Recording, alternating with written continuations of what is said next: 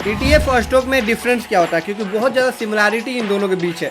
जैसे कि स्टॉक आपको रियल टाइम मार्केट अगर रनिंग में है तो आपको प्रॉफिट एंड लॉस दिखाएगा। जैसे एक स्टॉक में आपका इन्वेस्टमेंट है, कोई भी आप रैंडम चूज कर लीजिए, जैसे रिलायंस पावर, तो रिलायंस पावर अगर प्राइस डाउन हो रहा है तो आपका पोर्टफोलियो भी डाउन होगा, अप हो रहा है तो अप हो रहा है। ETF आप निफ्टी बीज ETF ले लीजिए, अगर उसमें भी यही होता है कि अगर रनिंग टाइम मार्केट है तो अगर प्राइस आपका अप हो रहा है तो पोर्टफोलियो ऑफ होगा, डाउन हो रहा है तो डाउन होगा। तो दोनों में मेजर सिमिलरिटी क्या है, तो मेजर सिमिलरिटी ये देखने को मिलता है कि स्टॉक आपका किसी भी पार्टिकुलर एक स्टॉक में एक कंपनी में ही इन्वेस्टमेंट होता है, अगर वो कंपनी चली गई तो आपका सारा पैसा चला गया। लेकिन ETF एक बॉन्ड के थ्रू इन्वेस्टमेंट होता है, जैसे कि आपने गोल्ड में इन्वेस्टमेंट कर दिया तो गोल्ड, जितनी गोल्ड सेक्टर की कंपनियां या गोल्ड बॉन्ड है उसमें आपकी इन्वेस्टमेंट हो जाएगी। फॉर एग्जांपल के लिए निफ्टी बीज को ले लीजिए, अगर आपका निफ्टी बीज ETF इन्वेस्टमेंट है तो आपकी इंडिया की टॉप 50 कंपनियों में इन्वेस्टमेंट है, तो आप यहाँ 100, 200, 500 लगा के इंडिया की 50 कंपनियों में इन्वेस्ट करते हैं और वहाँ सिर्फ स्टॉक में एक कंपनी में इन्वेस्टमेंट करते हैं। मेजर डिफरेंस यही निकल के आता है।